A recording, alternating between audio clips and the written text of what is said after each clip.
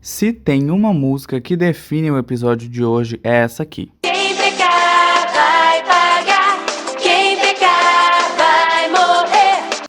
Ninguém perguntou, mas eu vou falar. Oi, gente, eu sou o Bruno Miranda e sejam muito bem-vindos a mais um episódio.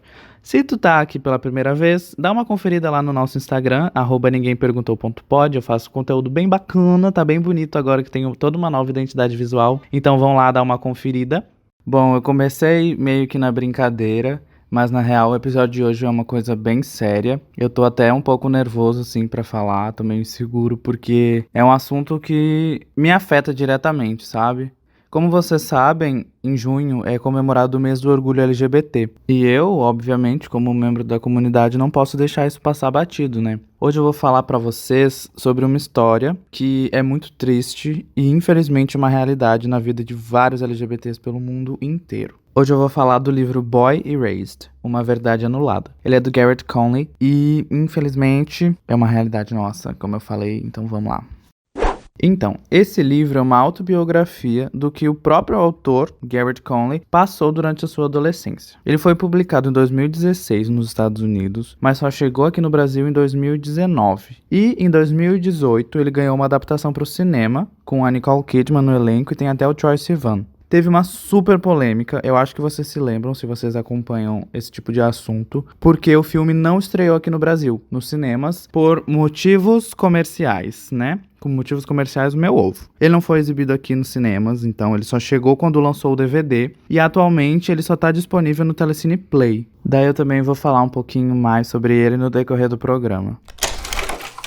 Então vamos lá, no livro a gente conhece a vida do Garrett. Ele morava com seus pais em Arkansas, nos Estados Unidos. Ele era filho de pastor e a sua família era extremamente religiosa. Eles eram da Igreja Batista Fundamentalista. Para quem não sabe esse negócio de igreja e tal, que nem eu vou explicar. A Igreja Batista é evangélica. E aí os fundamentalistas são de uma corrente batista que vive se afastando das heresias e do pecado, mantendo as práticas iniciais dos fiéis à Bíblia. O que isso quer dizer, gente? Eles são extremamente tradicionais e só consumem os produtos relacionados à Bíblia. Música, livros, televisão, etc. somente, e também do viés batista, nada de católico ou essas coisas. Para vocês terem noção, na igreja dele, Harry Potter era considerado o maior desviador de mente dos jovens, sendo perigosíssimo e altamente proibido. Eles diziam que era uma obra escrita pelo próprio demônio, com todas as artimanhas para seduzir os jovens para uma vida de pecados. Gente, pelo amor de Deus, aí vocês veem o nível da mentalidade do pessoal. E aí também tem outro rolê que, tipo, diferentemente dos católicos, os batistas não veneram imagens. Então, tipo, em igreja só tem uma cruz, não tem nada mais. E é aqueles negócios bem amém, aleluia, glória, essas coisas assim. Falando um pouco da família dele, o modo de vida deles é bem tradicional, então vocês já sabem, né? A mãe é completamente submissa ao marido e ele também. Na real, tudo gira em torno do pai dele, que é o pastor. As pessoas não conhecem o Garrett como o Garrett, eles conhecem ele como o filho do pastor. A mesma coisa com a mãe, ela não eu nem lembro o nome dela pra falar a verdade, mas enfim, ela não é o nome dela, ela é a mulher do pastor. E eles vivem naquela de família cristã, perfeita, nossa, a vida é incrível. O pai dele era uma grande pessoa, ele até sofreu um acidente, uma queimadura no rosto, porque ele salvou um cara que tava num acidente de carro, enfim. Só tem uma coisinha, o Garrett é gay. Ele vive se sentindo muito mal com ele mesmo, porque ele tá cometendo esse pecado tão grande. São desejos que ele tenta ao máximo controlar, mas simplesmente não vão embora. Óbvio, né, gente? Porque, pelo amor de Deus. Ele tem até uma namoradinha da igreja, eles se beijam e tal, mas ele fica morrendo de medo dela querer fazer algo além disso. Rola um negócio lá, e aí ele dá um ghost na namorada dele, termina, e pensa que tudo vai mudar, porque agora ele vai pra faculdade, ele acabou a escola e ele foi aceito na faculdade de artes lá, de uma instituição batista, também é religiosa no caso, né? E aí ele pensa que lá esses desejos vão sumir, que tudo isso vai passar, que só foi uma fase, mas como a gente sabe, não é uma fase, não são pecados, né? É só como a gente é, enfim. A vida dele tava de boa lá, tipo, ele continuava tendo esses desejos, mas ele não se sentia mais tão mal, eu acho que porque ele não tava mais em casa, né? Mas aí ele tinha amigos, ele saía pra festas e tudo mais, só que acaba acontecendo uma coisa muito triste, muito pesada, ele é estuprado.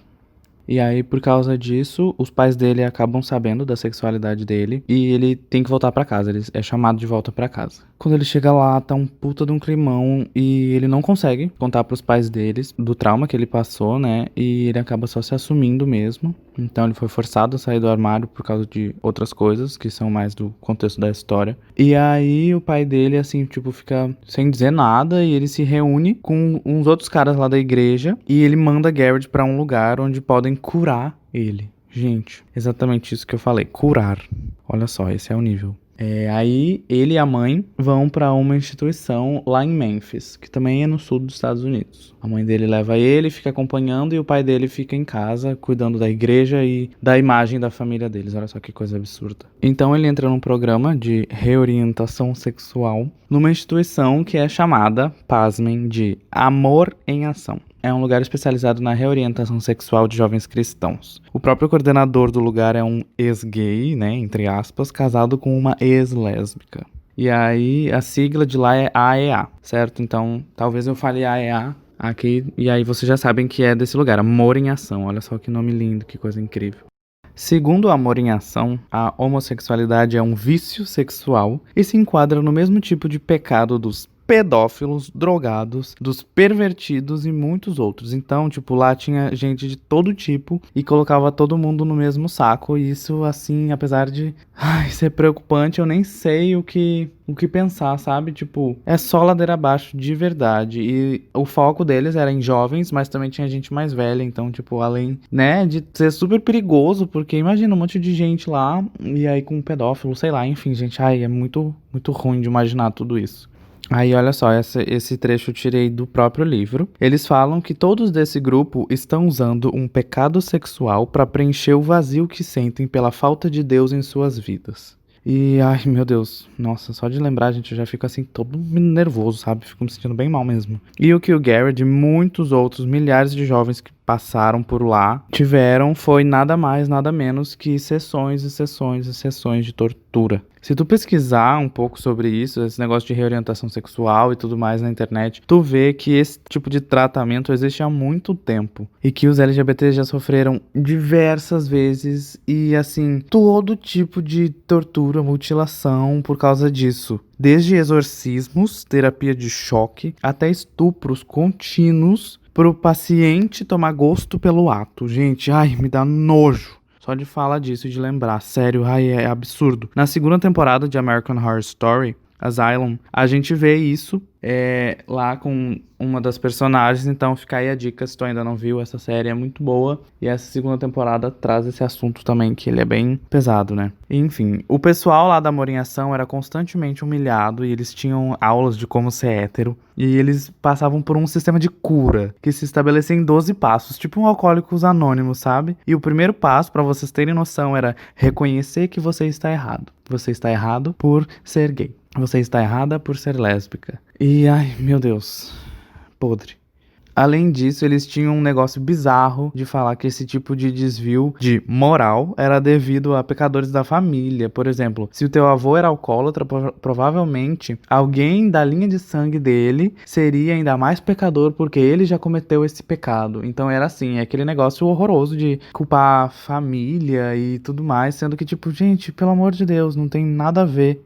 Tudo que pudesse dar margem para pensamentos pecaminosos era proibido deles. Eles não podiam ter contato com arte. Eles não podiam ir a shoppings, gente, shoppings. Eles só podiam ficar dentro do hotel que eles estavam e pedir comida do próprio hotel. Tipo, eles não podiam nem sair para restaurante. Isso é absurdo. Contato não podia ter. Eles só podiam, no máximo, dar um aperto de mãos breve. Eles não podiam ter diários. O Garrett, ele tinha um livro que ele escrevia contos e tudo mais. Foi retirado dele, foi censurado. Eles não podiam ir ao banheiro sozinhos. E lá não era permitido celular, nada, não tinha foto, os pais não podiam passar da recepção. Então, assim, tudo isso que ele conta pra gente, ele não tem nenhum registro, é tudo da memória dele, que ele tirou do cu a coragem, assim, tipo, muita coragem mesmo pra poder relembrar tudo isso que passou, porque com certeza, ele e mais milhares de jovens são traumatizados até hoje por causa disso. Logo no começo do programa, eles tinham que falar porque estavam lá, na frente de todo mundo. Isso era diariamente, sempre chegava gente nova. Inclusive, tinham uns pacientes ou, sei lá, membros do programa que moravam lá, tinham uma casa para os que precisavam de um tratamento mais longo. Enfim, gente, ai, nossa, é muito triste. Então, eles falavam lá porque eles estavam no programa na frente de todo mundo. Vocês têm noção do quanto isso destrói o psicológico de uma pessoa? Eles faziam todo mundo se sentir enojado de si mesmo, como se fosse errada, porque ele gosta de pessoas do mesmo gênero. Tipo, isso é muito ruim. Tem uma mulher lá que, tipo, o que ela fez foi absurdo, sério. É assim, parece coisa de filme, sabe? Tu não consegue imaginar como que uma pessoa chegaria a esse nível de fazer o que ela fez. Mas enfim, essa constante humilhação, ela já é destrutiva, mas com tudo que eles eram obrigados a passar, desenvolviam-se muitos mais distúrbios, e muitos deles com certeza persistem até hoje. Bulimia, depressão, automutilação, suicídio, né? E eu acho que é o mais alarmante de todos, assim.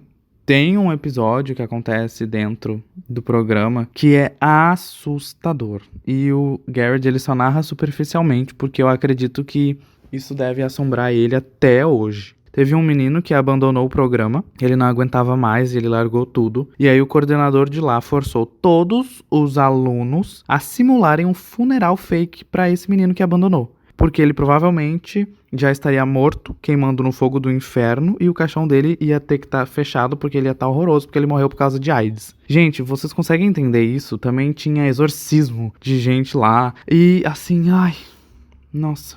Essa história aconteceu em 2004, mas o Amor em Ação foi criado em 1973. Só aí já são 31 anos de funcionamento. Milhares de dólares financiando essa tortura e centenas de milhares de jovens com as suas vidas destruídas. Tipo, quem passou por isso nunca mais vai ser a mesma pessoa, sabe? O próprio Garrett, até hoje, ele ainda tem problemas com isso. Ele se sentiu muito mal escrevendo esse livro. Foi um processo muito longo, ele demorou 10 anos pra escrever. E, tipo, a gente compreende tudo isso, sabe? Isso que ele deu sorte de ter um pouco de apoio familiar por parte da mãe dele e de muitas pessoas que amavam ele, assim, tipo, que deram carinho, que deram a força que ele precisava. E ele, felizmente, ainda tá vivo, mas isso não é a realidade de uma grande parcela da população, sabe? 36 estados dos Estados Unidos ainda legalizam a terapia de reorientação sexual em jovens menores de idade. Isso já destruiu a vida de, no mínimo, 700 mil LGBTs só nos Estados Unidos. Aqui no Brasil, esse tipo de tortura psicológica foi proibido em 1999, mas infelizmente a gente sabe que isso acontece muito por aí. E que além de toda a violência que o nosso grupo já sofre, porque o Brasil é o país que mais mata LGBTs no mundo, esse também é um fator muito alarmante na quantidade de suicidas LGBTs aqui no Brasil e no mundo afora. Então, assim, muito obrigado, Garrett. Eu sei que tu não tá ouvindo, mas foi importante pra mim ter essa leitura, porque eu vi que tu teve que ter uma coragem absurda e muita força pra poder contar toda essa história pra gente, e que esse tipo de assunto é extremamente necessário pra todo mundo, porque isso não pode ser varrido pra baixo do tapete. A gente tem que combater isso. O amor não é uma doença. Enfim, gente, como deu pra perceber, é uma leitura bem pesada, não é fácil de ler, mas eu recomendo muito esse livro, apesar de que a forma que o autor conta às vezes é um pouco confusa, tudo demora um pouquinho pra se acostumar. A história não é linear desse jeito que eu contei pra vocês, ela é cheia de flashback, aí acontece um episódio lá no Amor em Ação e depois volta pra antes dele ir pra faculdade, depois fica nessa, assim, às vezes é bem confuso, mas com o tempo se acostuma. E se tu acha que tu não tem cabeça pra ler o livro, assiste ao filme. Ele também é bem pesado emocionalmente. Tem algumas coisinhas mais exageradas que o livro, mas eu entendo que é pra dar a dramaticidade, né, que o formato pede. E querendo ou não, não deixa de ser uma realidade. E é isso, gente. Espero que tenham gostado desse conteúdo. Saibam que não foi fácil de fazer. Como eu falei, eu demorei bastante pra fazer esse roteiro, porque eu tava, assim, bem inseguro, não sabia o que falar direito. Até porque eu não passei por isso, mas eu conheço muitas pessoas que passaram por situações semelhantes, de famílias religiosas e tudo mais. E eu espero que isso não fique só por aqui, sabe? Que mais pessoas leiam esse livro, ou que mais pessoas saibam dessas coisas horrorosas que os LGBTs e todas as outras minorias passam todo dia. E a gente tem que acabar com isso, tipo, a gente tem que fazer a nossa parte pra isso mudar. Isso não pode continuar. Tem tanta coisa boa acontecendo no mundo, esses movimentos antirracistas tão incríveis que estão acontecendo por aí, e enfim, gente, a esperança não pode morrer, a gente tem que sempre trabalhar junto, porque todo mundo é humano, todo mundo merece amar, todo mundo merece ser quem é, tá bom? Então, compartilhem se vocês acham que esse conteúdo é relevante pra alguém ou que possa, sei lá, mudar a perspectiva ou abrir mais os olhos das pessoas. E é isso. A gente se vê no próximo episódio. E me falem o que acharam. Eu tô bem com medo desse episódio de verdade. Mas é isso, gente. Beijo. Tchau, tchau e até a próxima. Ninguém perguntou, mas eu vou falar.